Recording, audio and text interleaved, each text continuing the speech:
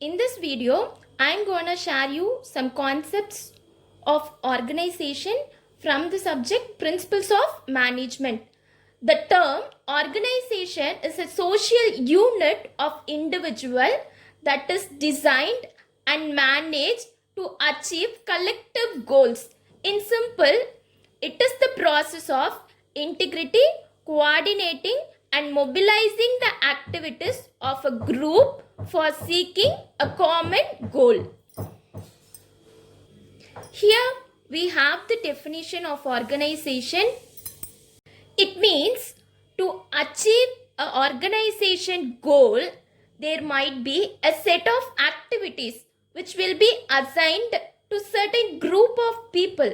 Those people will be assigned either vertically or horizontally by the supervisor. Likewise, we complete our assigned target by coordinating each other. This is what is termed as organization. Yes, at next, here we have nature or features of organization. Firstly, here we have common goal.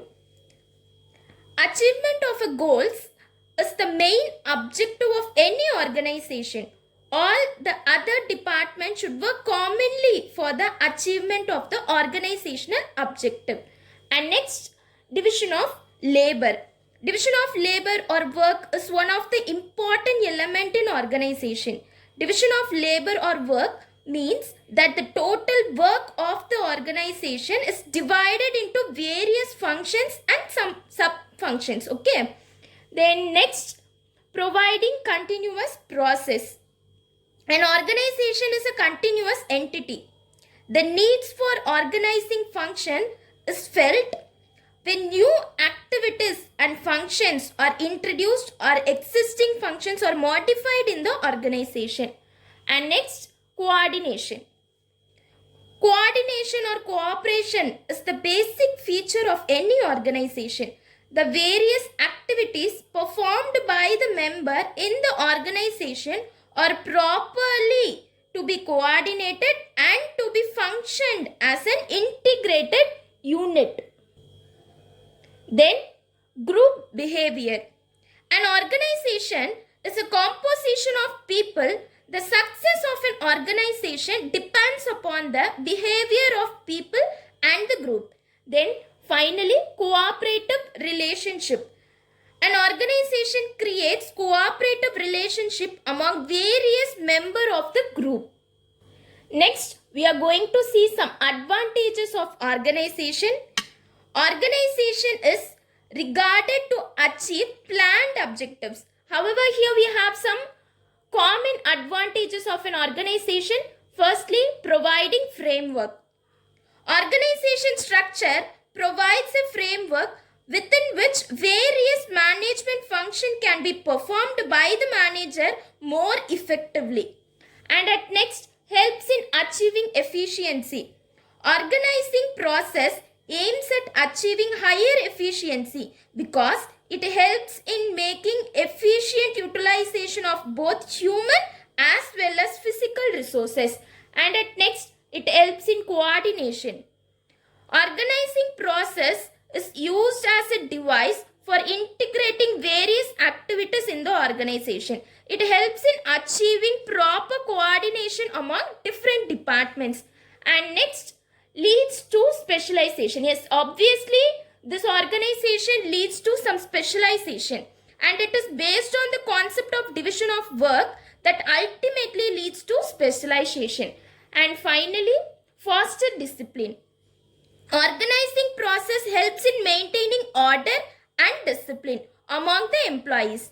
As every employee performs the assigned work within the authority given to him and in coordination with others. Therefore, this organization will ultimately aim to achieve the given objective. These are all some of the advantages which we are commonly seen in the organization.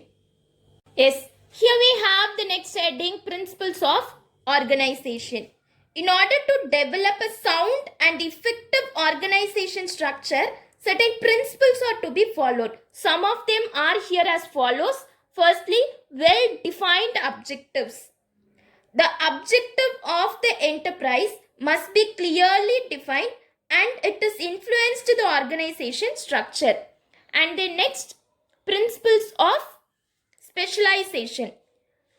An organization, in order to be effective, and it should be provide for some division of work. The total work in the organization should be divided in such a way that as far as possible every individual perform a single function. And at next, span of control. Span of control, which means it just given a number of subordinate that a manager can effectively supervise. And at next, scalar principle. The line of authority from the top level of chief executive to the lowest level of supervisor must be clearly defined. It is known as scalar principle. Then, principle of exception. The executive at higher authority have limited time. Only exceptional and complex problem should be referred to them and routine matters should be dealt by the subordinate in the lower level. Next, authority and responsibility. The authority is a tool by which a manager is able to accomplish the desired objective. Further, authority should be equal to responsibility. And at next, unity of command. Each subordinate should have only one superior from whom he should receive order and to whom he is accountable. Then only there should not be any confusions among the superior and subordinate. And at next, unity of direction. There must be one head and one plan for a group of activities directed toward the same objectives. And then, delegation of authority. Proper authority should be delegated to the lower level of organization. The authority delegated should be equal to responsibility. Then, balance. There should be proper balance between authority and responsibility. Then only it just avoid all the confusions among the members. Next, efficiency. The organization structure should enable the enterprise to function efficiently and accomplish its objective with a lower cost. And then, simplicity.